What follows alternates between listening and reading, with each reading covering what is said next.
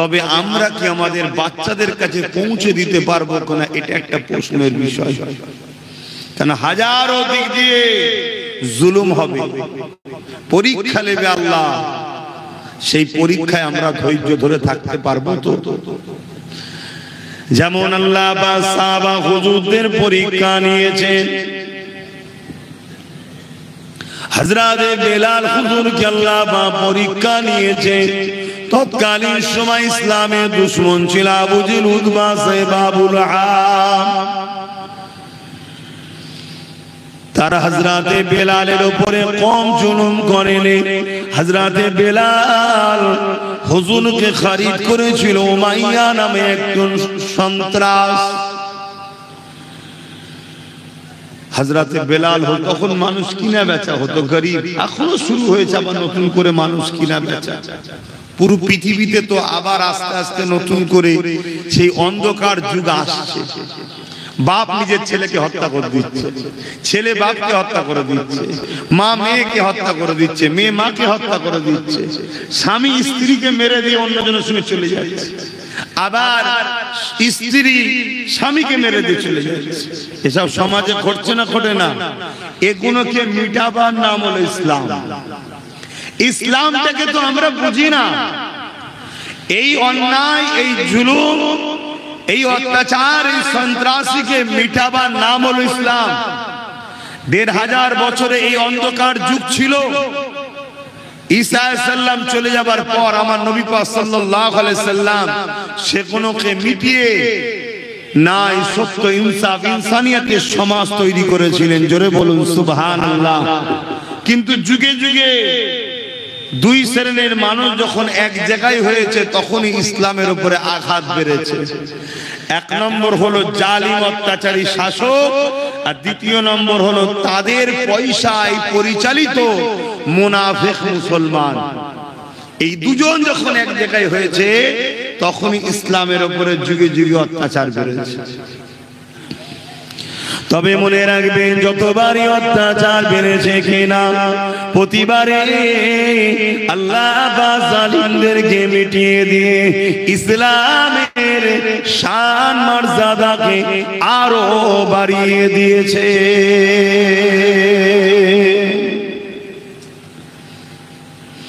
এ নওজওয়ান তরুণেরা, আমার নবী পাকের প্রেমিকেরা, এ রাসূলের দিওয়ানারা, আল্লাহ পাক তোমাকে আমাকে পরীক্ষা নেবে। তুমি আমি ইসলামের অনুসারী দাবি করছি, আল্লাহ তোমাকে আমাকে পরীক্ষা নেবে। যুগে যুগে ইসলামের বিরুদ্ধে সন্ত্রাসীরা লেগেছে, আমার রাসূলুল্লাহ সময় তো লেগেছে।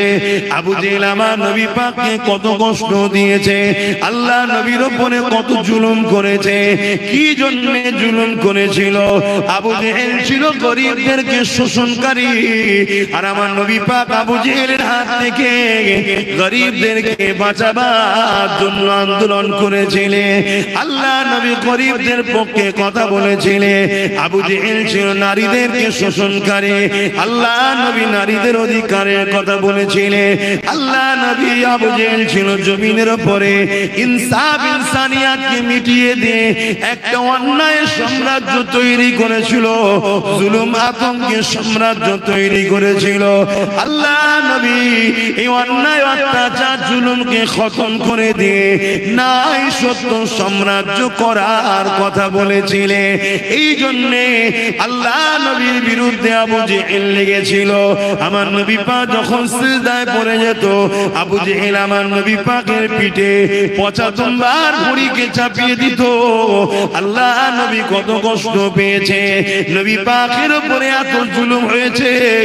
আল্লাহ নবী পাকের হুজরা মোবারককে একদিন ঘিরে ফেলেছে ৪০ জন সৈন্য মিলে।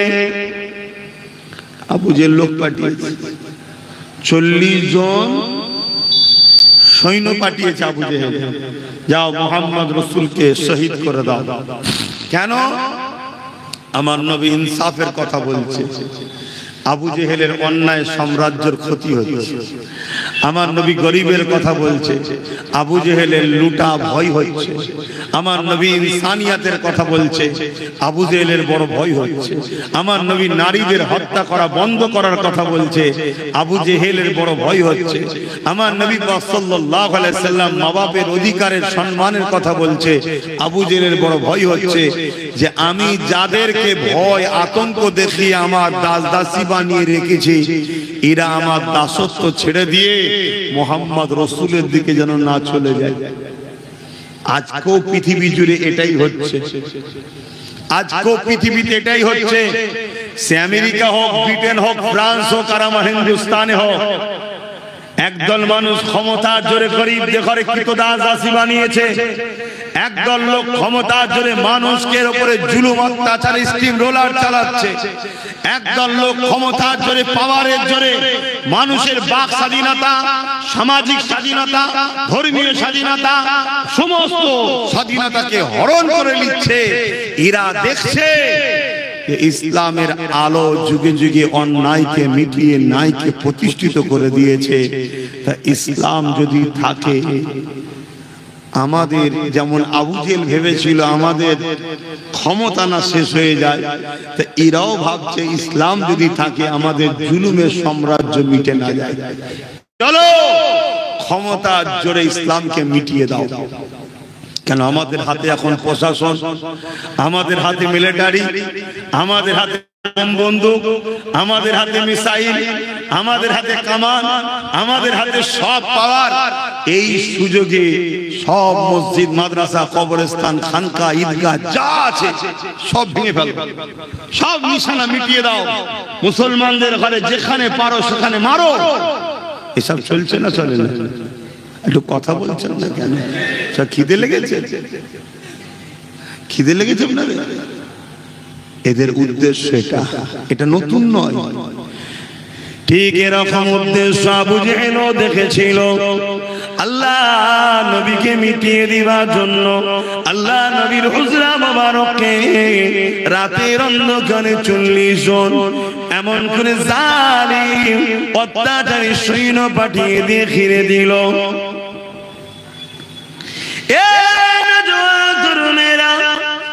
আল্লাহ নবী দয়া নবীকে আল্লাহ হুকুম করে দিলে নবী আমার ওই হিজরতের জন্য রওনা দিলেন। নবী আমার হিজরত করলেন তাদের সামনে দিয়ে। তারা কেউ দেখতে পেল না, কারণ আল্লাহ নবী এক মুঠা বালি নিলেন, মক্কার মাটি নিলেন, নিয়ে ওই মাটিতে ইজা রমাইতা মারমাইতা ওয়ালাকিন্নাল্লাহ রমা এই আয়াত তিলাওয়াত করে এমন করে নবী আমার যখন ফোঁটা দিয়ে দিলেন, সঙ্গে সঙ্গে জালিমদের চোখে পড়লো। জালিমরা চোখটা ধরলো, ওই মাটিটাকে নিয়ে ওই বালিটা নিয়ে আল্লাহ নবী যখন নিক্ষেপ করলেন, ওটা জালিমদের চোখে পড়লো। জালিমরা যখন চোখে বালি পড়েছে চোখে হাত দিল, আল্লাহ নবী তাদের সামনে দিয়ে চলে গেলেন। নবী আমার রওনা দিলেন ইয়াসরিব মদিনার জমিনে। তার আমার রাসূলকে দেখতে পেল না।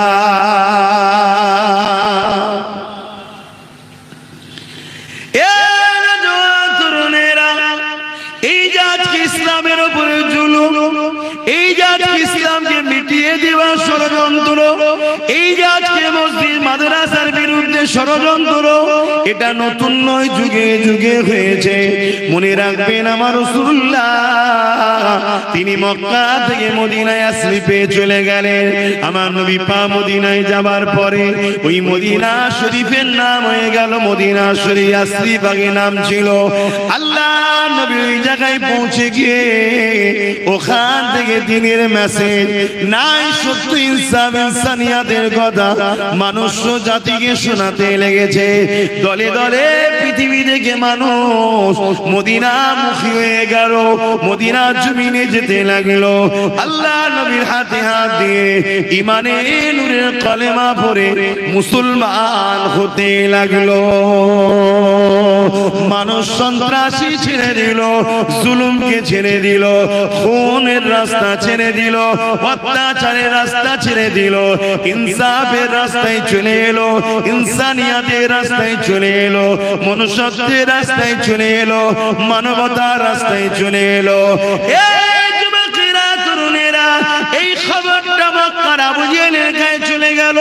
মক্কার আবু জেহেল তখন দেখে ক্ষিপ্ত লাল হয়ে গেল যে মুহাম্মদ রাসূলকে তাড়িয়ে দিলা।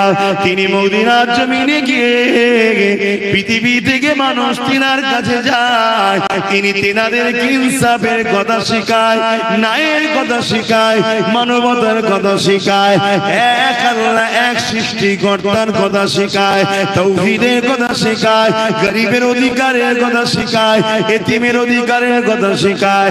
আবু জেহেলের সহ্য হলো না, তাই 1000-এর উপরে সৈন্য নিয়ে মদিনা শরীফের উপরে হামলা করবে বলে আগিয়ে যেতে লাগলো। তাদের ইরাদা ছিল মদিনার উপরে হামলা করে মুহাম্মদ রাসূল ও তিনার অনুসারীগুলোকে সব শহীদ করে দেব, একটা কাউকে আর বাঁচিয়ে রাখবো না।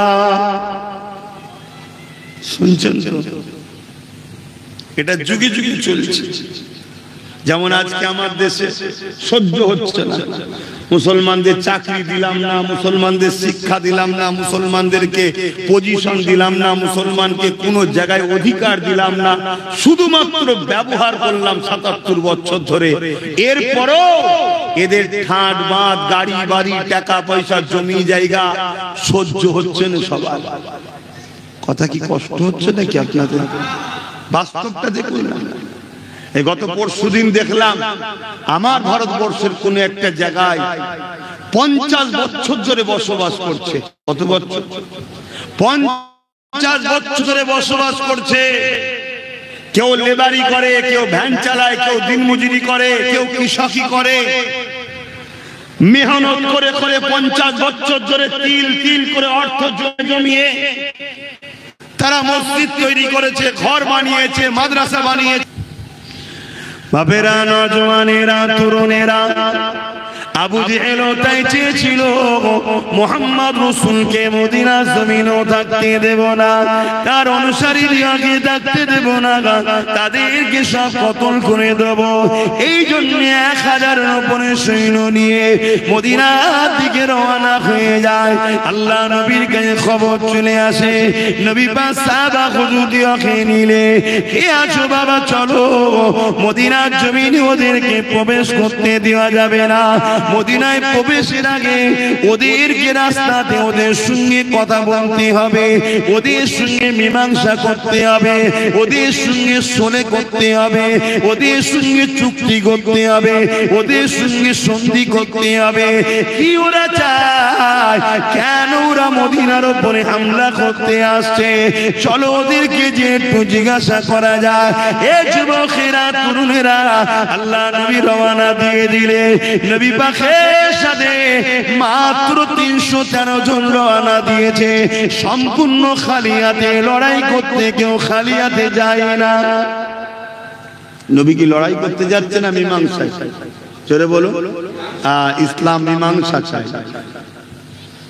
প্রত্যেকটা জায়গায় মানুষে মানুষের মতনৈক্য হতেই পারে, ইসলাম মীমাংসা চাই, ঝগড়া চাই না।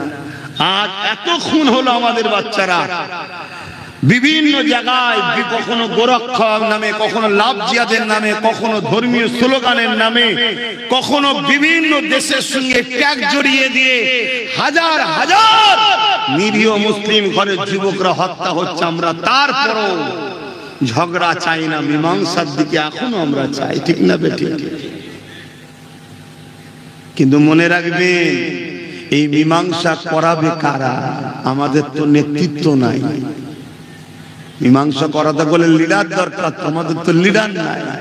আমরা যাদেরকে লিডার মনে করি, কেউ টুপি দিয়ে ইফতারে বসে, কেউ ঘুমটা দিয়ে মসজিদে যায়। উভয় হলো মুনাফিক, শয়তান। শুনছেন তো নাকি? গাদ্দার, গাদ্দার, চিটিং বাসর। শুধুমাত্র আমাদেরকে ধোকা দিয়ে যারা, আমরাও এদের খপ্পরে পড়ে ধোকা খাচ্ছি। তো দোষ তো আমাদেরও খুব একটা যে কম তা না, আমরাও তো হাড্ডা হাড্ডি দিয়ে পাল্লা দিয়ে ঠিকই চলছি। বদমাইশিতে আমাদেরও কম আছে নাকি? এখনো সময় আছে, বাচ্চাগুলোর কথা ভাবেন, সুধরে যায়, পরিবর্তন হয়। তোমার রাসূল পাক সাল্লাল্লাহু আলাইহি ওয়াসাল্লাম যাচ্ছেন, 304 জন সাথে আছে, হুজুরের সাথে যাচ্ছে। আরে আমি সামান্য হুজুরের একটা জুতোর ধুলোর তলার গোলামও নয়। হুজুরের জুতোর তলায় যে ধুলো লেগেছে আমার দয়ার নবী, ওই ধুলোরও উপযুক্ত আমি নয়। আমি যদি কোনো জায়গায় বেরোই, কোনো জায়গায় যাই, আমার পিছনে যদি হাজার হাজার লোক থাকতে পারে, লোক যেতে পারে, তো হুজুর কোন এক জায়গায় যাচ্ছে তো লোক থাকবে স্বাভাবিক, ঠিক না বেটি? তো হুজুরের সাহাবা যারা, তারা 313 জন হুজুরের সাথে যাচ্ছে। আর আবু জেহেল রাজ্যের সংখ্যা কত? 1000-এর উপরে। শুনছেন তো নাকি আপনারা? না, আমার পড়া কথাতে আপনাদের একটু ডিস্টার্ব হয়ে গেল। কি করব, মুসলমান তো প্যারালাইসিস রোগী টাইপের হয়ে গেছে। এত বুঝাচ্ছি, 2010 বছর আগে থেকে বুঝাচ্ছি, যে ওয়াকাফ যাচ্ছে, ওয়াকাফ যাচ্ছে 10 বছর আগে। তোমার এলাকায় নাই, আসা যাওয়া কম ছিল রে বাবা, এখন নাই আবার আসা যাওয়া হচ্ছে, কিন্তু আসা যাওয়া আমার কম থাকলেও তোমরা তো যাতে নাকি? তোমরা তো সোশ্যাল মিডিয়ায় ওয়াজ শুনেছো। 10 বছর ধরে বুঝাচ্ছি যে ওয়াকাফ যাচ্ছে, মসজিদ যাচ্ছে, মাদ্রাসা যাচ্ছে, কবরস্থান যাচ্ছে।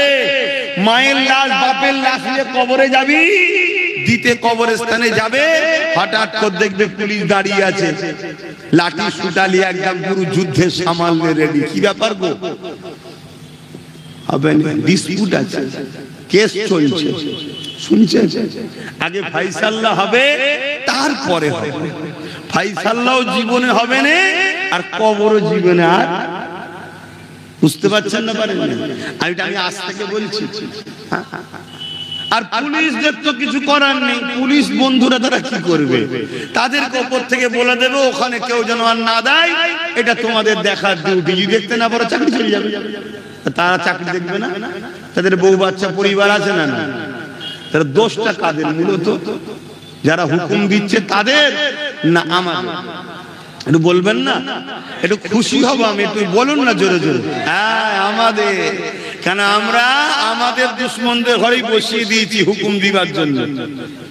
একটু ভাবা দরকার।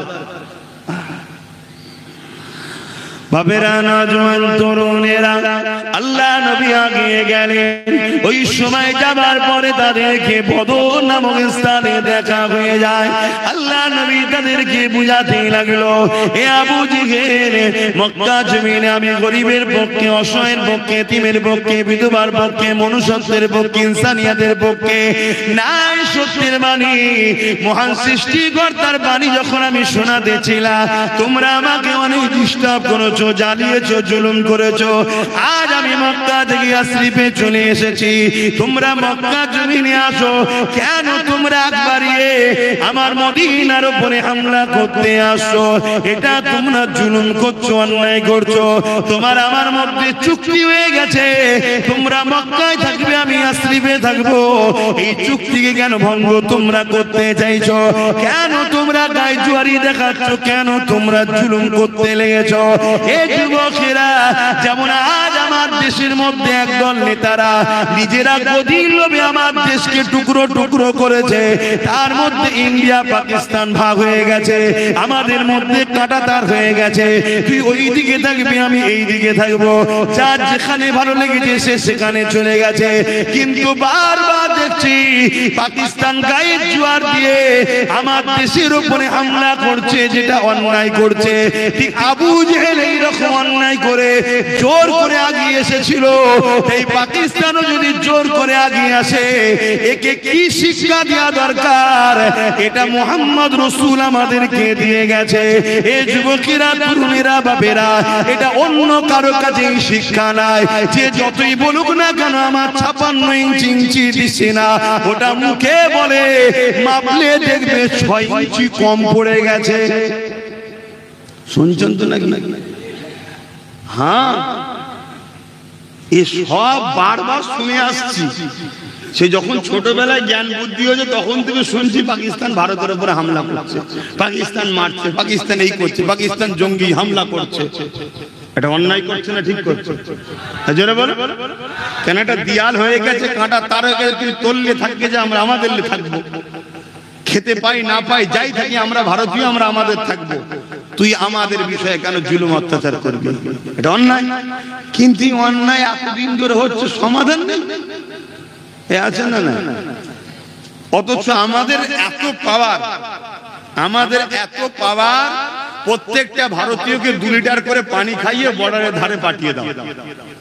শুনছেন না? শোনেন, বেশি নয়, 2 লিটার করে পানি খাইয়ে আর বর্ডারের ধারে পাঠিয়ে দাও। আর বাকিটা বুঝতে পারছেন তো নাকি? লাইন শুধু শুশু করে দেবে, পাকিস্তান ডুবে যাবে। সেই পাকিস্তান বারবার জুলুম করছে, আর আমার দেশের গুলো কি করছে? ডাল কালা হ্যায়, কথা বোঝা যাচ্ছে না? না, হ্যাঁ, ধরুন আপনাদের বাড়ি, একটা গ্রামে একটা বাড়ি আছে, সেই বাড়িতে আপনি কাউকে পাহারাদার রেখেছেন, আর বারবার আপনার বাড়িতে চুরি হচ্ছে, বারবার চুরি হচ্ছে, বারবার, একবার হতে পারে, 2 বার হতে পারে, 3 বারও ধরেন না, হয়ে গেল, বারবার চুরি হচ্ছে, তাহলে পাহারাদারের উপরে একটু ডাউট হতে পারে না? পারে না? এই কথা বলছেন না কেন? কিছু একটা ডাউট হচ্ছে। হ্যাঁ, কি গো, হচ্ছে না হয়নি? সেই পুলওয়ামায় আমার সেনাবাহিনী গুলো মারা গেল, সমাধান হয়েছে? আবার রিসেন্ট একটা ঘটনা ঘটে গেল, সমাধান হবে মনে হয়, কিন্তু এখন আর কোনো অশান্তি হবে না। ঠিক কোনো ভোট এসে গেলে দেখবেন অশান্তি হলেও হতে পারে। এগুলো বুঝার ব্যাপার আছে। দেশটার জন্য ভাবা দরকার। এই দেশের কথা বলছি, কারো অসুবিধা হচ্ছে না তো? কেন, দেশকে ভালোবাসা, দেশের সার্বভৌমত্বকে নিরাপদে রাখা, এটার নামও ইসলাম। জোরে বলুন সুবহানাল্লাহ। আল্লাহ নবী যখন মক্কা থেকে ইয়াসরিফে দিকে চলে যাচ্ছিলেন, আল্লাহ নবী মক্কা থেকে বারবার তাকান আর চোখে পানি ফেলে কাঁদে। নবী আমার জবানে বলেন, এ মক্কা, তুমি আমার মাতৃভূমি, আমি মুহাম্মদ তোমাকে ভালোবাসি। নবী হলেন আমাদের জন্য মডেল। লাকাদ কানা লাকুম ফি রাসূলিল্লাহি উসওয়াতুন হাসানা। নবী পাক যখন মাতৃভূমির জন্য কেঁদেছে, তাহলে আমাদের উচিত হবে, আমাদের মাতৃভূমি হলো হিন্দুস্তান, এই হিন্দুস্তানের জন্য আমাদেরকে কাঁদা, এই হিন্দুস্তানের জন্য আমাদেরকে ভাবা, এই হিন্দুস্তানের নিরাপদের কথা ভাবা, এই হিন্দুস্তানবাসীর সঙ্গে ভালোবাসার সম্পর্ক রাখা, এই হিন্দুস্তানবাসী নিরাপদের কথা ভাবা। এরও নাম হলো ইসলাম। যা ওদিকে যাচ্ছি না, আবু জেহেলকে নবী আমার বুঝাতে লাগলো, কিন্তু আবু জেহেল দেখতে লেগেছে মুহাম্মদ রাসূলের দিকে মাত্র 313 জন, এবং খালি হাতে রয়েছে, আমার দিকে 1000 রয়েছে, আমার হাতে অস্ত্র রয়েছে, আমরা তীর ধনুক নিয়ে ঘোড়ার পিঠে বসে রয়েছি। এই সুযোগটা কোনোভাবে ছাড়া যাবে না। এই সুযোগে মুহাম্মদ ও তার অনুসারীদিগকে কতল করে দিতে হবে। সে যতই ভালো কথা বলুক না কেন, তার কথা কোনোভাবে শোনা যাবে না। আল্লাহ নবী বারবার বোঝায়, আবু জেহেল বুঝতে চাইছে না। কেন বুঝতে চাইছে না? আবু জেহেলের ক্ষমতার উপরে অহংকার, আবু জেহেলের সৈন্যের উপরে অহংকার, আবু জেহেলের অস্ত্রের উপরে অহংকার। এই অহংকারে আবু জেহেল আমার রাসূলুল্লাহ 313 জনকে দেখে সে ভাবতে লেগেছে এই সুযোগটাকে কোনোভাবে হাতছাড়া করা যাবে না।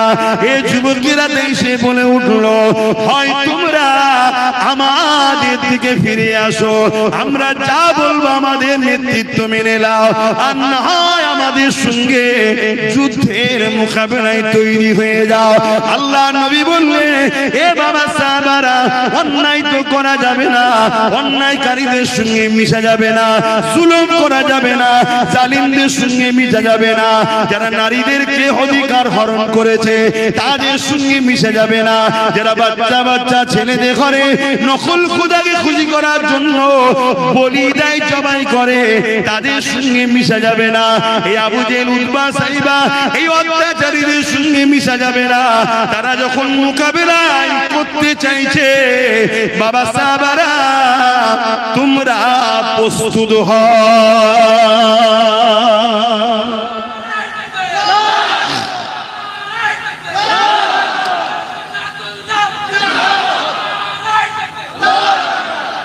আজকের আবু জেহেল গুলো দেখছে মুসলমানদের হাত খালি, মুসলমানদের কোনো নেতা নেই, গার্জেন নেই, কিছুই নেই। শুনছেন তো লাগি? এই সুযোগ ছাড়া যাবে না। আমরা কিন্তু আজকের আবু জেহেলদেরও বুঝাবো, মীমাংসা চাই, মীমাংসা চাই। কি বুঝাবো না এই বুঝাচ্ছি না বুঝাই না, এতদিন ধরে উলামারা বুঝাচ্ছে না বুঝাই না, এতদিন ধরে বুঝানো চলছে। যদি আজকের আবু জেহেলরা মনে করে যে না, হয় আমাদের মতো তোমরা আমাদের দাসত্ব মেনে নাও, আমি ফেরাউন হব, নমরুদ হব, সাদ্দাত হব, আমি যা করব তাই মেনে নাও, আমরা জুলুম করব, অত্যাচার করব, নারী দেহ শোষণ করব, খুন করব, দাঙ্গা করব, যাই করব, তোমরা আমাদের বিরোধী করতে পারবে না, আমাদের দলদাস হয়েই থাকতে হবে, আর নচেত তোমাদের ঘরে এভাবে মরতেই হবে। তাহলে আমাদের ঘরেও হুজুরের দেখানো রাস্তাতে প্রতিষ্ঠিত হওয়ার প্রস্তুত হওয়ার দরকার আছে না নাই? জোরে বলুন। হ্যাঁ, ওপেন বলে যাচ্ছি, তৈরি হতে হবে। কেন সোজা আগুলে যখন ঘি বেরোয় না, আগুল বেঁকাতেই হয়। কথা শুনছেন না? কেন দেশকে যারা মিটাচ্ছে তাদেরকে মেনে নেওয়া, এটা কখনো ইসলাম ইজাজত আমাদেরকে দেয়নি। অতএব দেশকে বাঁচানো যেমন আমাদের দায়িত্ব ঈমানি, ঠিক তেমনি নিজেদের জানমাল এবং দেশের গরিব সমাজ, অসহায়, লাঞ্ছিত, বঞ্চিত সর্ব সমাজের মানুষকে বাঁচানোর দায়িত্ব ঈমানি আল্লাহ আমাদেরকে দিয়েছেন না দেয়?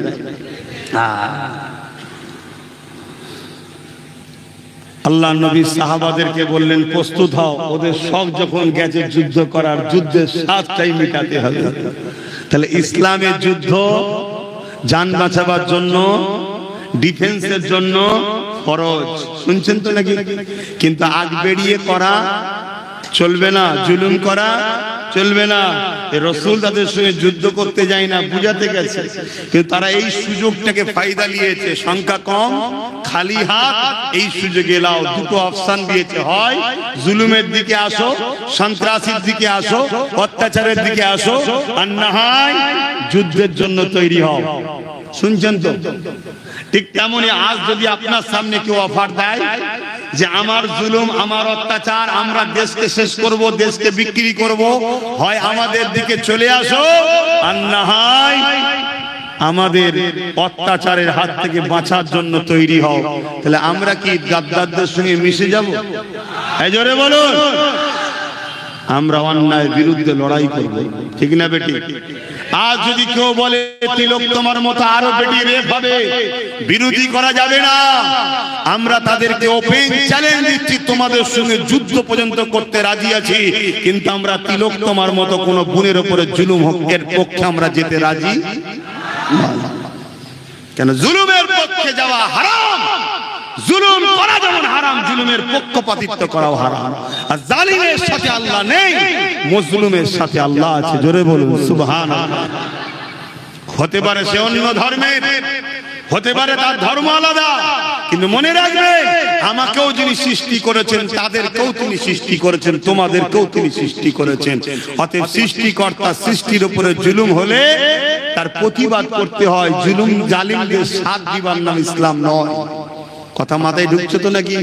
তাহলে আমরা তো সবাই বলছি ইসলামের অনুসারী, হাকিকাতে আমরা কি ইসলামের অনুসারী হতে পারছি? এজন্যই তো মার খাচ্ছি।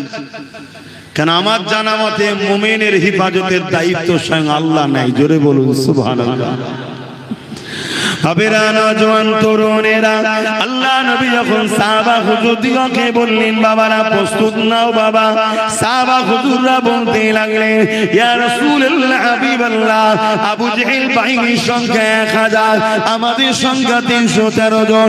ইয়া রাসূলুল্লাহ হাবিবাল্লাহ, আবু জেহেলদের হাতে অস্ত্র রয়েছে, তরোয়াল রয়েছে, ঢাল রয়েছে, ওরা গাদা খচ্চর উটের পিছনে বসে পিঠে বসে আছে।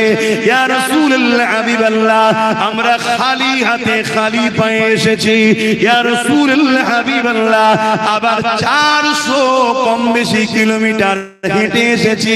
ইয়া রাসূলুল্লাহ হাবিবাল্লাহ, এই জায়গাতে আমরা কি করে ওদের মোকাবেলা করব? কি দিয়ে করব? এ যুবকেরা, আল্লাহ নবী বললেন বাবারা বিসমিল্লাহ বলে খাজুরের ডাল গুলো উঠিয়ে না। তরোয়ালের বিরুদ্ধে খাজুরের ডাল, তীরের বিরুদ্ধে খাজুরের ডাল, বল্লমের বিরুদ্ধে খাজুরের ডাল, ঢালের বিরুদ্ধে খাজুরের ডাল, 1000-এর বিরুদ্ধে 313 জন। ভেবে দেখছেন যুদ্ধের ফাইসাল্লা কোন দিকে যেতে পারে? স্বাভাবিক তরোয়াল বাহিনী জিতবে, তাই তো নাকি? মনে রাখবেন ইতিহাস কি বলছে শোনেন। 1000 হতে পারে, অস্ত্র থাকতে পারে, তীর বল্লম ঘোড়া থাকতে পারে, কিন্তু তারা ছিল জালিম। জালিমের সাথে আল্লাহ নাই, স্রষ্টা নাই। 313 জন যারা ছিল, ইনাদের হাতে কিছু না থাকতে পারে, খাজুরের ডাল থাকতে পারে, কিন্তু ইনাদের সাথে স্বয়ং আল্লাহ পাক রয়েছে। যুবকেরা, তরুণেরা, বাপেরা বিসমিল্লাহ বলে খাজুরের ডাল সাহাবারা তুলে নিলে, আল্লাহ নবী কাতার দিতে লাগলে। কাতার দাও, কাতার দাও, যুদ্ধে রণকৌশল করার জন্য সেনা প্রধান যিনি হবে, সেনাদেরকে কাতার ঠিক করবে। আল্লাহ নবী সেনা প্রধান হয়ে গেলে কাতারটা সিধে করতে লেগেছে। এই কাতার দেখতে দেখতে দেখা যায় ওই কাতারের মধ্যে দুটো ছোট ছোট বাচ্চা রয়েছে, তারাও দাঁড়িয়ে রয়েছে। আল্লাহ নবী তাদেরকে লক্ষ্য করে বললে, বাবারা তোমরা এখানে কেন এসেছো? হুজুর আমরা আপনার খবর পেয়ে চলে এসেছি। আল্লাহ নবী বললেন, বাবা এখানে জালিমরা মীমাংসাতে নাই, তারা আমাদের উপরে হত্যালীলা চালাতে চাইছে, তারা আমাদেরকে কতল করতে চাইছে, তারা আমাদেরকে খুন করতে চাইছে, তারা আমাদের উপরে হামলা করতে চাইছে। এ বাবা ছেলেরা, তোমরা ছোট ছোট দুটো বাচ্চা এই ময়দানে তোমরা দেখুনি বাবা, কার মায়ের কোন সন্তান, মায়ের কাছে তোমরা ফিরে চলে যাও বাবা। ওই বাচ্চা দুটো বলতে লেগেছে, ইয়া রাসূলুল্লাহ, হাবিবাল্লাহ আমাদেরকে পাঠিয়ে দেবেন না, আমরা বড় আশা করে এসেছি, আপনার সাথেই থাকবো, মীমাংসা হলো আপনার সাথে থাকবো। আজ যখন জালিমরা শয়তানি করে লড়াই করতে চাইছে, ইয়া রাসূলুল্লাহ আপনাকে ছেড়ে যাব না। আল্লাহ নবী বুঝাতে লাগলে, না বাবা বাচ্চাদের এই মাঠে থাকতে না, লড়াইয়ের মাঠে এখানে দাঁড়াতে না। এ যুবকেরা শুনে রেখে দাও, ইসলাম শিক্ষা দিয়েছে যদি তোমাদের উপরে কেউ জুলুম করতে আসে, ওই জুলুম গোষ্ঠীর মধ্যে যদি লড়াই হতে হতে কোনো বাচ্চা তোমাদের সামনে পড়ে যায়, আল্লাহ নবী বলছে ওই বাচ্চাটা দুশমনের বাচ্চা হতে পারে, তথাপি ওর উপরে আঘাত করা যাবে না। যদি তুমি ওর উপরে আঘাত করো তাহলে তুমিও জালিম হয়ে গেলে, তাহলে তুমিও জাহান্নামী হবে। তোমার নজরের মধ্যে দুশমন বাহিনীর মধ্যে কোন নারী সামনে চলে আসলো, আল্লাহ নবী জানিয়ে দিচ্ছে ওই নারীর উপরে তুমি আঘাত করতে পারবে না। এ যুবকেরা, দুশমন বাহিনীর মধ্যে কোন বয়স্ক বুড়ো বুজুর্গ চলে আসলো, যে তোমার দুশমন বাহিনীর মধ্যে থেকে এসেছে, আল্লাহ নবী বলছেন তার উপর হামলা করতে পারবে না, কেননা ইসলাম কমজোর দুর্বলদের উপরে আঘাত দেওয়া হারাম ঘোষণা দিয়েছে। শুনছেন? সব সময় ইসলাম বীরত্বের পরিচয় দিয়েছে। যদি লড়াই করতে হয়, তোমার বিরোধী পার্টি যারা দুশমন তোমার উপরে হামলা করতে এসেছে, তাদের যুবক জন, তাদের বিরুদ্ধে তোমরা বীরের মতো লড়াই করো। উদ্দেশ্য কি? অন্যায়কে খতম করার জন্য, ন্যায়কে প্রতিষ্ঠিত করার জন্য।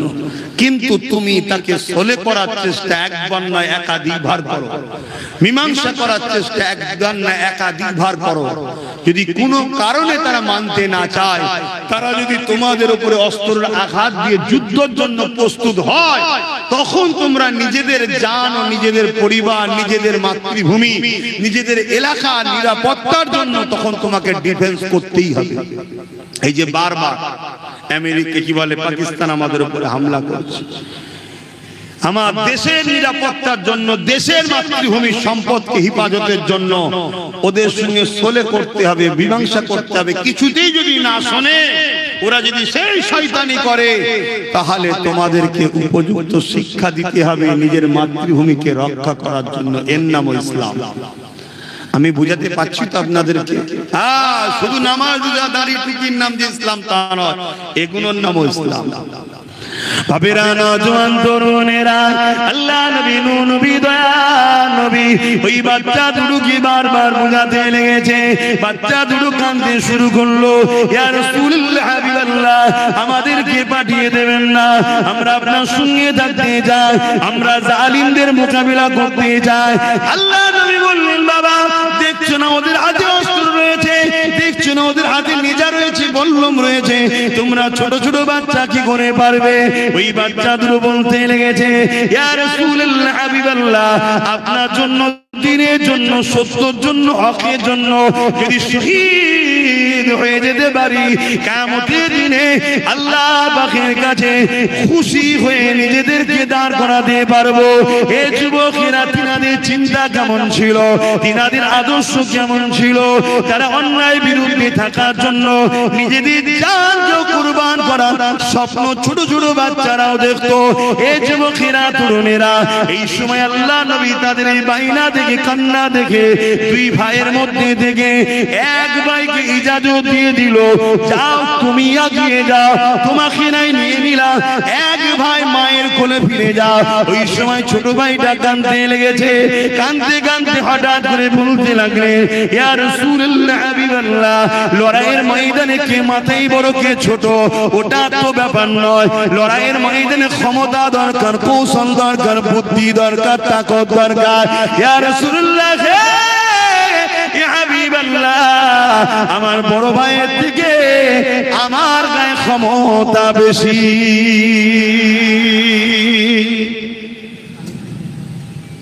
তারা দিনের জন্য কত চেষ্টা করছে, তারা দিনের জন্য কত ভাবছে, আর আজকে আমরা কি করছি? যারা মসজিদ মাদ্রাসার দুশমন, তাদের ঝান্ডা ধরে ঘুরে বেড়াচ্ছি, তাদের কারো শক্তিশালী করবো যাতে করে তারা আমাদের মসজিদ মাদ্রাসা শেষ করে। করছি না করিনি? বলুন, করছি না করিনি? মনে রাখবেন, মসজিদ ছিল, আছে, থাকবে, এ দ্বীন ইসলাম ছিল, আছে, থাকবে। জালিমদের সাথ দিচ্ছেন, জালিমদের হাতেই আল্লাহ আপনাদের ঘরে মিটিয়ে দেবে। জালিমদের তো মিটাবে। কোরআনে সূরা বাকারায় আল্লাহ বলছে, জালিম যারা হবে তাদের যদি তোমরা দলদাস হও, আমি আল্লাহ তাদের হাতেই তোমাদেরকে প্রথম মিটাবো। আর তাদের তো বিচার হবে, যেমন বিচার ফেরাউনের হয়েছে, যেমন বিচার নমরুদের হয়েছে, যেমন বিচার সাদ্দাতের হয়েছে, যেমন বিচার এমন করে চিঙ্গিস খানের হয়েছে। চিঙ্গিস খান নাম শুনেছেন তো নাকি? হ্যাঁ, পৃথিবী জুড়ে 4 কোটির উপরে মানুষকে মেরেছে চিঙ্গিস খান। কত বড় খুনি ভাবতে পারছেন? কত 4 কোটি, 1 লক্ষের উপরে নারীর দেহ শোষণ করেছে, ধর্ষণ করেছে চিঙ্গিস খান। 1 লক্ষের উপরে। এত বড় আতঙ্ক ছিল পৃথিবীর নিচে চিঙ্গিস খান, তার নাম শুনলে গিরামকে গিরাম লোক উজাড় হয়ে পালিয়ে যেত। এত বড় আতঙ্ক। সেই চিঙ্গিস খান কিভাবে মরেছে একটু বলবো ছোট করে। কি গো, শুনবেন না? শয়তানদের মরণের কথা একটু জানা দরকার, কারণ আমাদের শয়তানগুলো মরবে, এইভাবেই মরবে, দেখবেন। কি গো, অসুবিধা হয়ে গেল নাকি? কারণ আমাদের মধ্যে আবার অনেক ছোট শয়তানের ভক্ত আছে, তো গায়ে লাগছে নাকি? কেউ যদি পুলিশ পাহারালে ঘুরে, তার যদি তুমি কিছু না করতে পারো, আরে আমরা ফারিস্তাদের পাহারালে ঘুরে বেড়াই, আলহামদুলিল্লাহ। তোমরা আমার কি করবে? আমরা ফারিস্তাদের পাহারালে ঘুরে বেড়াই, আলহামদুলিল্লাহ বলো। হ্যাঁ, কেউ যদি কারো কথা বলে, তার যদি সে তার সাপোর্ট করে, আমরা তো আল্লাহ দ্বীনের হয়ে কথা বলি, আল্লাহ আমাদের পক্ষে আছে না? এজন্যই তো বলছি, নিশ্চিন্তাতে বলছি। শোনো, চিঙ্গিস খানের কথাটা বলে যায়। বাগদাদের জমিনে চিঙ্গিস খান হামলা করেছিল। বাগদাদ, ইরানের শহর বাগদাদ। বাগদাদের মাদ্রাসাগুলো ভেঙে চুরমার করে দিয়েছিল, বাগদাদের লাইব্রেরিগুলোকে পুড়িয়ে দিয়েছিল, বাগদাদের কিতাবগুলোকে সব পুড়িয়ে দিয়েছিল। উদ্দেশ্য ছিল তারও এই একটা, ইসলামকে মুছে দেব। যেমন আজ আমার দেশের উত্তরপ্রদেশে সুপ্রিম কোর্টে কেস চলছে, এই অবস্থাতেও 200-র উপরে ওয়াকফ সম্পত্তির উপরে বুলডোজার চালিয়ে ভাঙছে। এরাও স্বপ্ন ইসলামকে মুছে দেবে। এদেরও ভয়ানক পরিস্থিতি আগামী দিন ইনশাআল্লাহ হবে, ইনশাআল্লাহ হবে, একদম 100% ইনশাআল্লাহ হবে এদের ভয়ঙ্কর পরিস্থিতি। কারণ এরা জালিম। জালিম কখনো পৃথিবীতে রেহাই পায়নি। সে জালিম হতভাগা আকবর নামেও হতে পারে, সে জালিম এজিদ নামেও হতে পারে, সে জালিম হজ্জাজ বিন ইউসুফ নামেও হতে পারে। আপনি জানেন হজ্জাজ বিন ইউসুফ নামে একজন লোক ছিল, হ্যাঁ, গোপনেও তার বিরুদ্ধে কেউ কথা বলার সাহস পেত না, গোপনেও। এত ভয়ঙ্কর নাম তার, অথচ তার ভেতরের অংশ পুরো পচে গিয়েছিল, পুরো ভেতরটা এত দুর্গন্ধ, এত দুর্গন্ধ। তার পরিবার, তার স্ত্রী, তার বাচ্চা, তারা সবাই বলছে একে ঘর থেকে বার করে দে, একে ঘর থেকে বার করে দে। শুনছেন কত লাঞ্ছিত বলেন তো? তো এই কথাটা একটু বলে দিই, কি গো শুনতে চাইছো তো নাকি? তাহলে আপনারা মসজিদ মাদ্রাসার পক্ষে না বিরুদ্ধে? আল্লাহর ঘর এটা হচ্ছে, এই ঘরের পক্ষে 4টে লোক হাত তুলে বলুন 10,000 করে টাকা দিতে পারবেন, তাহলে 5 নম্বরে আমি দেবো। 4টে লোক বলুন মসজিদে 10,000 করে টাকা দিতে পারবেন, 5 নম্বর নামটা আমার হবে, আমি 10,000 টাকা আপনাদের এই গ্রামের মসজিদে দিয়ে যাবো। কে আছে 4টে দেখি? কে? আপনি একজন হলেন, তো মেম্বারেই তো 2জন হয়ে যাচ্ছে, কিন্তু 4টে হওয়ার পর আমি দেবো। কই? ওখানে একজন হয়ে গেছে, 2টো। এখানে সামনের দিক থেকে না, সব পিছন দিক থেকে আসবে। আর 2টো লোক বলুন 10,000 করে টাকা দিতে পারবেন, তাহলে 5 নম্বরে আমি দেবো। তারপরে চিঙ্গিস খানের কথাটা বলছি, এটাকে হয়ে যাক, জলদি করে বলুন। আপনি দেবেন 10,000 টাকা আল্লাহর ঘরে? মারহাবা। নারে দিবে। জালিম যতই চেষ্টা করুক, যারা গাঁটের পয়সা দিয়ে খোদার ঘর করতে পারে, তাদের থেকে খোদার ঘর কাটতেও পারবে না। শেষ একটা আল্লাহর বান্দা কে আছে বলুন যে 10,000 টাকা দিতে পারবেন? লম্বা করে হাত তুলবেন, কে দেবে? কই? দাঁড়ান না, লজ্জা কিসে? আল্লাহর ঘরে দিচ্ছেন, ওই এক ভাই আমার 10,000 টাকা, বলুন মারহাবা। আর 5 নম্বর আমার নামটা লিখবেন, তবে আমার বাচ্চার পক্ষ থেকে দিচ্ছে, আমার বাচ্চার নামটা লিখবেন। কথা বুঝে আসছে? আমিও আপনাদের গ্রামে আল্লাহর ঘর হচ্ছে, আমিও 10,000 টাকা দেব, আল্লাহ কবুল করেন। এখনই নগদে দিচ্ছি, হ্যাঁ, ধার ধার করে টাকা ঠিক নয়। সেদিন ভাঙরে আল্লাহর ঘর একটা হলো, 10,000 টাকা নিয়ত করলাম, নাবার পরে তাড়াহুড়ো করে অন্য জলসা ছিল, সে কাকে দেবো কাকে দেবো দেখা হলো না, গাড়ি করে চলে এলাম। এখনো ঋণের বোঝা মাথায় করে ঘুরছি, কখনো ওই এলাকায় গেলে তো দিতে হবে, আর আজকে লাইফে যদি শোনে যদি কেউ আসে তাহলে তো দিতে হবে, কেন এটা ঋণ, অদা করলে দিতে হবে। শুনছেন তো নাকি? এই নগদ একটু কে কমিটি আছে দেখেলেন, বাবা আছে নাকি একটু দেখেলেন? কম কম হলে বলবেন, বেশি হলেও দিয়ে দেবেন। কেন 10,000 নিয়ত করেছি তো বেশিটা নেবেন, ওটাও দিয়ে দেওয়া দরকার। তো আমি হুজুর বাপ সব কথা বলা হুজুর। তা চিঙ্গিস খানের কথাটা একটু বলে নিই নাকি? কি বলি? কারা কারা শুনতে ইচ্ছুক একটু হাত তুলে দেখান, একটু মহব্বতের তাকবীর দেন। নারে তাকবীর, নারে দিবে। কোরআন ও সুন্নাহ, কোরআন ও সুন্নাহ, দ্বীন ইসলাম, দ্বীন ইসলাম, ভারতবর্ষ, নারে দিবে। ভাইরা আমার, তা আলোচনা করব।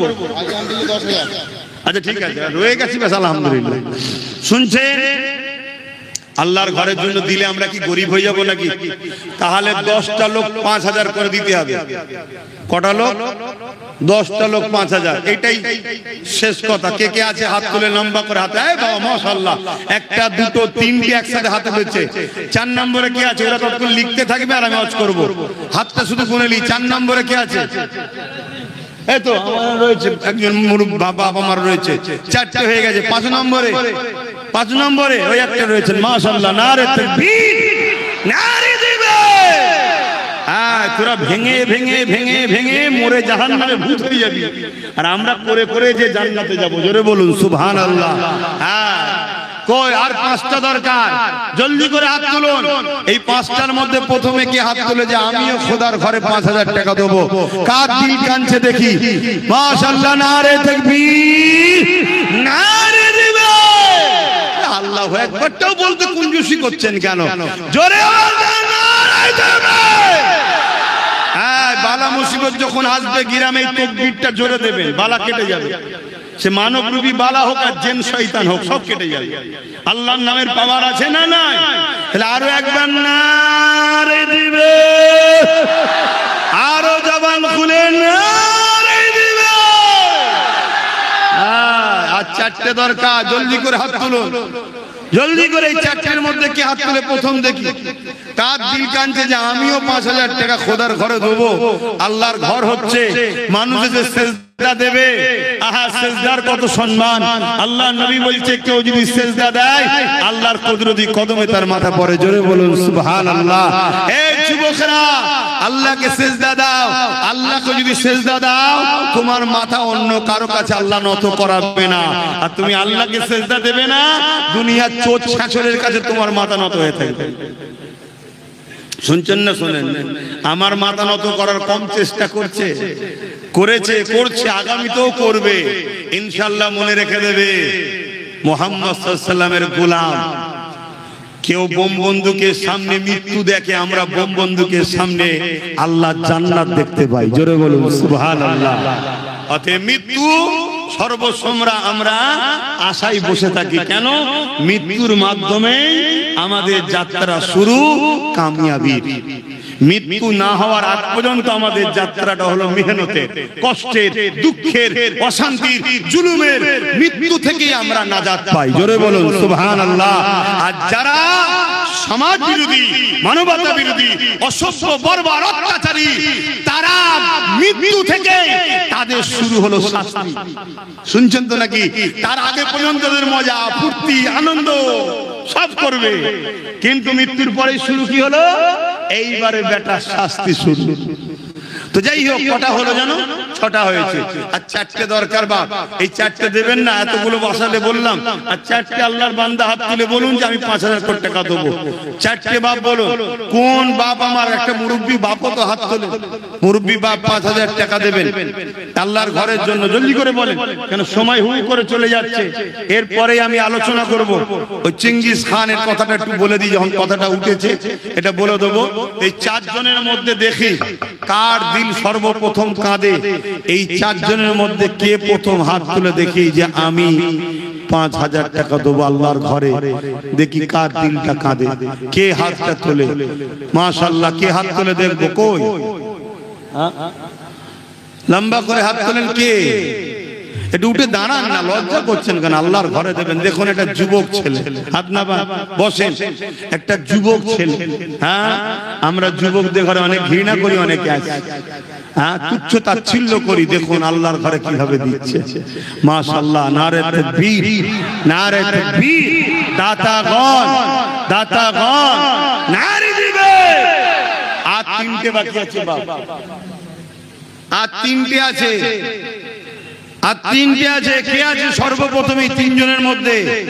বা বড় আশালে বলেছি, কত টাকা কত দিকে চলে যায়। 3টে আল্লাহর বান্দা একটু বলুন যে 5000 করে টাকা আল্লাহর ঘরে দেবো। কেউ থাকলে একটু বলবেন জলদি করে। 3টে বান্দা, জোরে বলুন, তাড়াতাড়ি বলুন। একজন মৃত মানুষের নামে 5000 টাকা দেবে। আচ্ছা, তার আত্মীয়রা সবরে সানির জন্য, ছেলে আব্বার জন্য, আব্বা সবরে সানির জন্য। আরে বাপ, এরকম ছেলে রেখে যাবে, এরকম ছেলে রেখে যাবে। চলে যাওয়ার পরে যেন মনে রাখে এই আল্লাহর ঘর যতদিন থাকবে, দুনিয়া যতদিন থাকবে, এই সবরে সানির দোয়া পেতেই থাকবে। এক মসজিদে মানুষ নামাজ পড়বে, খোদার ঘরে নেকি তার বাপ কবরে পেতেই থাকবে। এক বাচ্চা তার আব্বা সবরে সানির জন্য 5000 টাকা দেবে। আল্লাহ কবুল করে, বলুন আল্লাহুম্মা আমিন। আর 2টো আল্লাহর বান্দা হয়ে গেছে। এই 2টো জলদি করে বলেন। ঘড়ি তো হু করে ছুটছে, টেনে রাখারও তো উপায় নেই। বলেন না গো তাড়াতাড়ি। 2টো নেই, আর 2টো আল্লাহর বান্দা নেই। এতগুলো হয়ে গেল। হ্যাঁ, আমার এই ভাই দেখুন, কি নাম তোমার? হাসিবুল মন্ডল। তার বাপটা আজকে কত খুশি হবে। বাপ অসুস্থ, ছেলে বাপের সুস্থতা কামনার জন্য 5000 টাকা দেবে। আল্লাহ কবুল করে, বলুন আল্লাহুম্মা আমিন। আরো জোরে বলুন আল্লাহুম্মা আমিন। আল্লাহ তিনার আব্বাকে শিফা দেন, নেক হায়াত দারাজ করেন, ঈমান খাতিমা বিল খায়র নসিব করে, বলুন আল্লাহুম্মা আমিন। আর একটা শেষ আল্লাহর বান্দা কি আছে? একটা শেষ আল্লাহর বান্দা, একটা শেষ আল্লাহর বান্দা এর মধ্যে থেকে উঠবে না। আর একটা কে?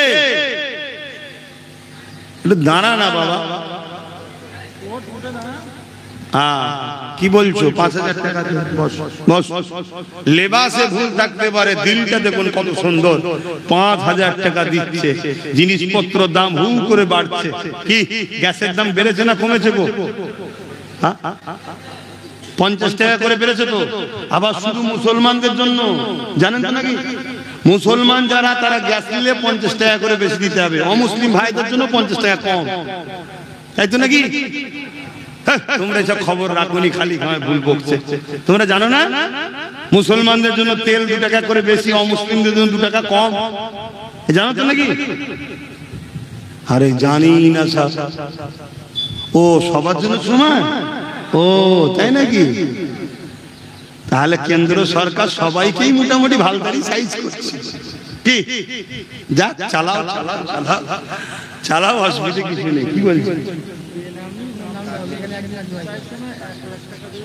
মাশাআল্লাহ, একজন বেনামে, নাম চাইছে না, নাম জানার দরকারও তো নেই, আল্লাহ তো দেখছে। মসজিদে 1 লক্ষ টাকা দেবে, আল্লাহ কবুল করে বলুন আল্লাহুম্মা আমিন। আরো জোরে বলুন আল্লাহুম্মা আমিন। নারে দেবে। আল্লাহর ঘর হচ্ছে না হয়নি? এভাবেই সারা দেশে আমরা করেছি রে বাপ। আজকে হঠাৎ করে সুকুনের নজর পড়ে গেছে, শুনছেন তো নাকি? হ্যাঁ, তবে আমাদের দেশের সর্বোচ্চ আদালতের উপরে আমাদের আস্থা আছে, লড়াই চলছে। আর তার থেকেও বড় আমাদের আল্লাহ আছে, জোরে বলুন সুবহানাল্লাহ। আর একজন আছে আম্মা সুস্থর জন্য, কি নাম? মোহাম্মদ তাজিমুল ইসলাম। 5,000 টাকা আল্লাহ কবুল করে বলুন আল্লাহুম্মা আমিন। নারে তাকবীর। কি বলছেন? হ্যাঁ, মা বোনদের কাছে যান না, খাতা নিয়ে যান। মা বোনেরা আপনারাও দেন, 500 1000 করে দেন। সব তো মা বোনেরা তো বেশি দিতে পারবে না, তারা 500 1000। তবে এখন মা বোনেদের হাতেই কিন্তু ক্যাশ আছে, মাসে 1000 টাকা করে পাই না? পাই না?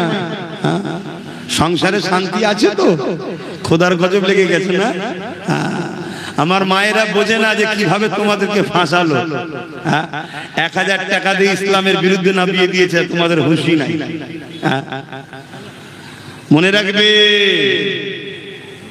মনে রাখবে, ভিক্ষা চলবে না, অধিকার চলবে। ভাতার নামে পয়সাটা সুদের নয় তো, মদের নয় তো, দেহ বিক্রি করা পয়সা নয় তো, শুনছেন না শোনেন নে? আর ওই পয়সা খাইয়ে মা তোমার ছেলে বড় হয়ে তোমার খেদমত করবে মনে হয়? কাপড় কিভাবে কাছে দেখেছেন? দেখেছেন না দেখেন নেই? ওইভাবে কাজবে, চিন্তার কোনো কারণ নেই। খাওয়াও খাওয়াও, অসুবিধে নেই। আমার আব্বাস সিদ্দিকীর কি আছে রে বাবা? কি আছে? আমার সমস্যা কিছু নেই তো। আসলে বলবো, না আসলে বলবো না, দরবারে বসে থাকবো, আমার পেট চলে যাবে। এমন একটা স্টাম্প দিয়ে আল্লাহ পাঠিয়েছে, আওলাদে মুজাদ্দেদ আহলে রাসূল, দরবারে বসে থাকবো, লোক হাতে গিয়ে গুজে গুজে টাকা দেয়। আর মাথা বেরিয়ে একটু ফু দেন আর টাকা দেন, ফু দেন টাকা দেন। ছেলে পরীক্ষা দিচ্ছে, চাকরি পেয়ে যাবে, 1 মাসের মাইনে দিবি বল, দোয়া করব, 1 মাসের দিয়ে দেবো, তাও দোয়া লিয়ে যাচ্ছে। চাকরি পাওয়ার পরে পয়সা, লিফিপার মধ্যে পয়সার মিষ্টি, এতে কি আছে? হুজুর দোয়া করেছিলেন ভাইজান, ছেলে চাকরি পেয়ে গেছে, 1 মাসের মাইনে আছে, আর এলান মিষ্টি। তো দলি যে বসে থাকলেও চলে যাবে। শুনছেন না শোনেন? তাহলে তুমি যদি মনে করো আব্বাস সিদ্দিকীর কথা শুনবো না, ওকে দাওয়াত করবো না, আমার কোনো অসুবিধা নেই। দুজন দাওয়াত হলে আমার দুশমন বাড়ছে। কেন? হক কথা না বললে আল্লাহ কবরে পিটবে, জাহান্নামে দেবে। যে তোকে আমি জবান দিচ্ছি হক কথা বলার জন্য, কেন অন্যায়ের বিরুদ্ধে বলিস না? আর বললে দুনিয়ায় আমার দুশমন বাড়ছে। পারছে না? পারে না? কথা বলুন। আর দাওয়াত না থাকলে বলবো আল্লাহ দাওয়াত ছিল না, তো বলবো কি করে? শুনছেন তো নাকি? হ্যাঁ, দাওয়াত হলে বিপদ।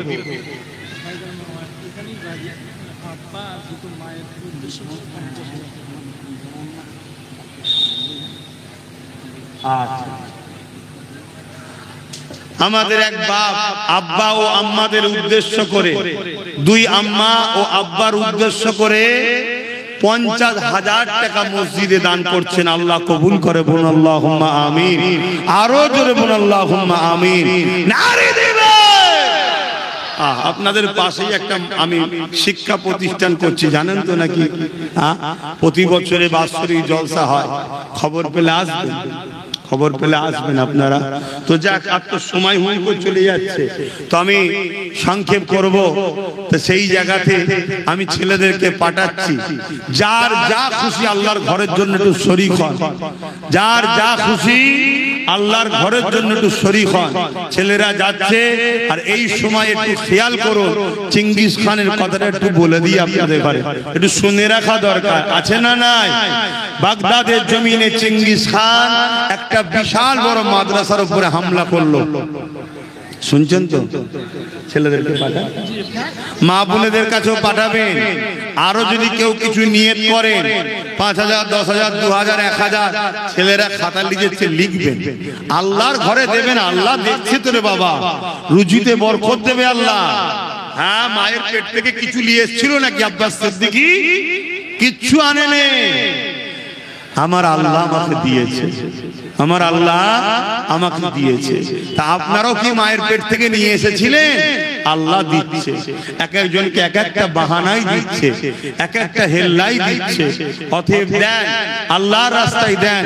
আমার কথাটা মন দিয়ে শোনেন।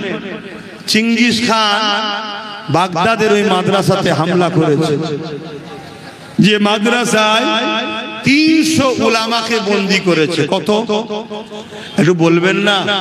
300 উলামা। আজকে আমরা দেখছি এই দেশে প্রকাশ্য সন্ত্রাসী হচ্ছে, দেশের সঙ্গে গাদ্দারি হচ্ছে, দেশের দুশ্মন রাষ্ট্রের কাছে দেশের তথ্য পাচার করছে। যারাই ধরা পড়ছে তারা কারা?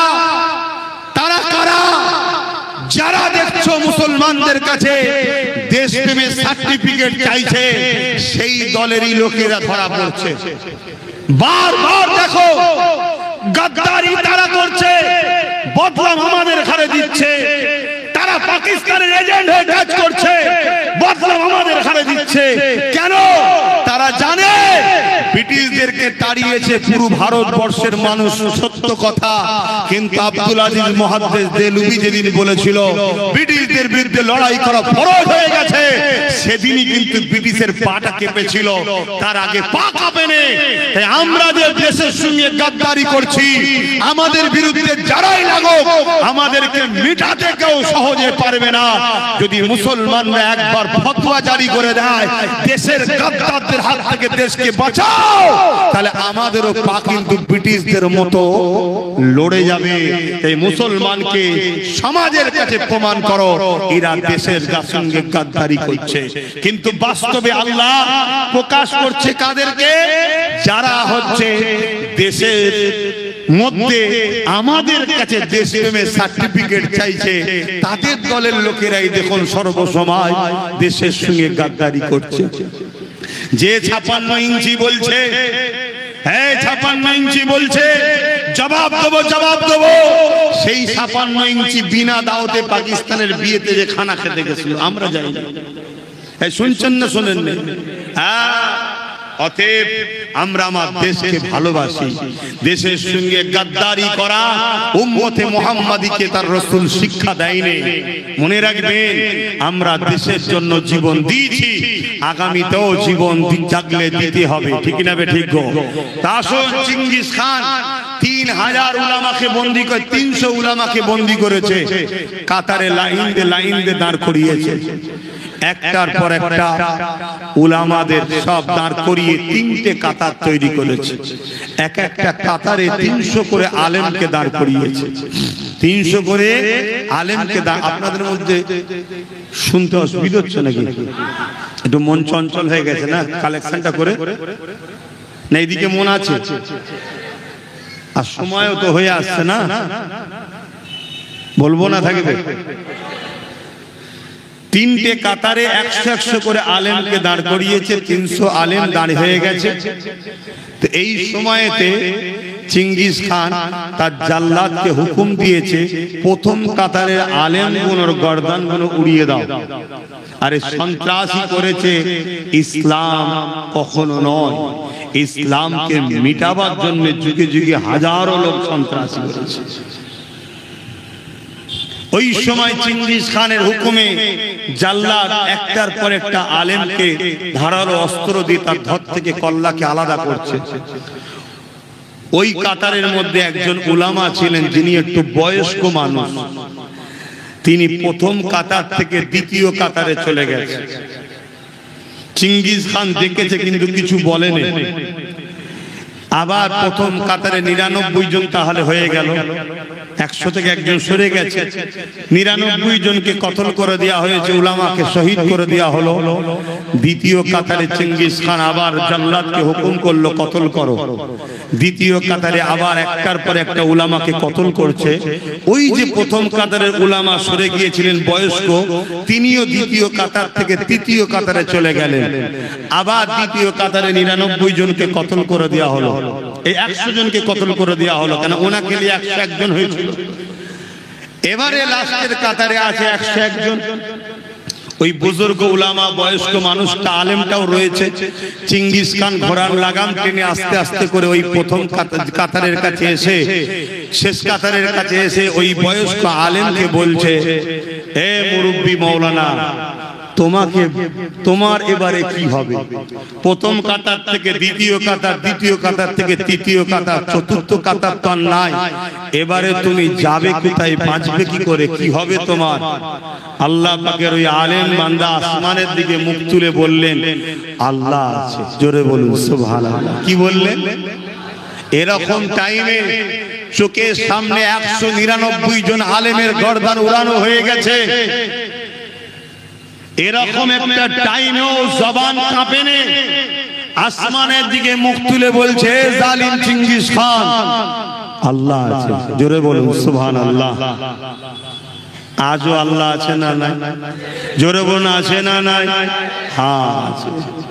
তিনি বড় ধৈর্য, তিনি বড় সবর করনেওয়ালা, তিনি বড় ধৈর্য করনেওয়ালা। কথা বুঝে আসছে? যখনই এই কথা বলেছে চেঙ্গিস খান রেগে গিয়ে তার জাল্লাদকে হুকুম করেছে, এই বয়স্ক আলেমটার গর্দানটা আগে কাটো। যেই এই কথা বলেছে অমনি চেঙ্গিস খানের ঘোড়া লাফাতে শুরু করেছে, লাফাতে শুরু করেছে। চেঙ্গিস খান অনেক চেষ্টা করছে ঘোড়াকে থামাবার, কিছুতেই থামছে না। লাফাতে লাফাতে ঘোড়া ছুটতে লেগেছে। জাল্লাদ তরোয়াল ফেলে দিয়েছে, সৈন্যরা চেঙ্গিস খানকে বাঁচাবার জন্য চেঙ্গিস খানের পিছনে ছুটতে লেগেছে। ঘোড়াও ছুটছে লাফাচ্ছে, ঘোড়া ছুটছে লাফাচ্ছে। একটা সময় চেঙ্গিস খান ওই ঘোড়ার একটা পা ফসকে গিয়ে জমিনের দিকে ঢলে পড়লো, আর একটা পা ঘোড়ার লাগামে বেঁধে গেল। বেঁধে গিয়ে ওই চেঙ্গিস খানের মাথা জমিনে পড়লো। কখনো জমিনে লাগে, কখনো গাছে লাগে, কখনো পাথরে লাগে। চেঙ্গিস খানের মাথা চূর্ণ বিচ্ছিন্ন, মগজ বেরিয়ে চারিদিকে ছিন্ন বিচ্ছিন্ন হয়ে যাচ্ছে। ঘোড়া ততক্ষণ পর্যন্ত থামেনি যতক্ষণ না চেঙ্গিস খান জনমের মতো জাহান্নামের কুকুর হয়ে চলে গেছে। কথা শুনছেন? সেদিনের ঘোড়া ঘাস খেত, আজকের ঘোড়া তেল খায়। সেদিনের ঘোড়া কি খেত? ঘাস খেত, আজকের ঘোড়া কি খায়? তেল খায়। সে ঘোড়া জমিনে চলুক আর আকাশে চলুক, দাদা যত বড়ই হোক, জালিমকে মিটিয়ে কিন্তু আল্লাহ দেবে। তোমরা কি জালিমের সাথ দেবে? জোরে বলো, জালিমের সাথ দেবে? যদি কোন জালিম আইন তৈরি করে মসজিদ মাদ্রাসা মিটাতে চায়, সেই জালিমের বিরুদ্ধে হাত দিয়ে লড়ো। হাতে যদি ক্ষমতা না থাকে মুখ দিয়ে লড়ো, মুখে যদি ক্ষমতা না থাকে অন্তর দিয়ে লড়ো। যদি এই তিনটের মধ্যে কোনো বৈশিষ্ট্য না থাকে, আল্লাহর নবী বলছেন তার মধ্যে ঈমান নাই, ঈমান নাই, ঈমান নাই। আমার মসজিদ, আমার মাদ্রাসা, আমার কবরস্থান, আমার ঈদগাহর জন্য আমাদেরকে লড়া দরকার আছে না নাই? জোরে বলে আছে না নাই? আগামী দিন আপনারা খবর পেলে আপনাদের এলাকায় আমরা হাতে তো ক্ষমতা নেই, রাজ ক্ষমতা নেই, মুখে প্রতিবাদ করব। তাই জনসভা হলে এই ওয়াকফ কালা কানুনের বিরুদ্ধে আপনারা সাড়া দেবেন তো নাকি? আওয়াজ তুলে বলুন, সাড়া দেবেন তো নাকি? মজলিসে হাজির হবেন তো নাকি? জনমত প্রকাশ করবেন তো নাকি? হাত নামান, কারণ এই জনমত এখানে যত বাড়বে তত এর প্রভাবটা দিল্লিতে পড়বে। কথা মাথায় ঢুকছে? কিন্তু দুঃখের বিষয়, এই জনমত যদি বাংলায় করতে যায়, আমাদের বাংলার মুখ্যমন্ত্রী বলছে সব থেকে বড় দুশমন আমি তার হব। এখন বলুন, মুখ্যমন্ত্রী যদি আমাদের দুশমন হতে রাজি হয়, আমরা তার দুশমনির চ্যালেঞ্জ নিতে রাজি আছি না নাই? হাত তুলে আল্লাহকে সাক্ষী রেখে বলুন আছি না নাই? আমরা জানিয়ে দিতে চাই বাংলার মুখ্যমন্ত্রীকে, আমরা তোমার চ্যালেঞ্জ অ্যাকসেপ্ট করছি। হতে পারে তোমার কাছে প্রশাসন, হতে পারে তোমার কাছে রাজপাবার, আমরা মসজিদের জন্য লড়বো, মাদ্রাসার জন্য কথা বলবো, কবরস্থানের জন্য কথা বলবো, আমার দিনের জন্য কথা বলবো। যদি তুমি মনে করো আমাদের সবথেকে বড় দুশমন হবে, তোমার চ্যালেঞ্জ অ্যাকসেপ্ট আব্বাস সিদ্দিকী অনেক আগে করেছে। বাংলার প্রত্যেকটা ইমানদার মুসলমান তোমার এই চ্যালেঞ্জের মোকাবেলায় অ্যাকসেপ্ট করে নিচ্ছে। তবে হ্যাঁ, যারা মুসলিম সুরাতে মুনাফিক, মুসলিম সুরাতে বেঈমান, মুসলিম সুরাতে তোমার ভাতা খাওয়া দালাল, তারা তোমার চ্যালেঞ্জ নাও নিতে পারে। ইমানদার মুসলমানেরা চ্যালেঞ্জ নেবে, সেই চ্যালেঞ্জ নিয়েছে। এই লড়াই বাংলাতেও হবে, এই লড়াই ভারতেও হবে। যে সামনে আসবে তার বিরুদ্ধেও যুদ্ধ হবে। রাজি আছেন না নাই?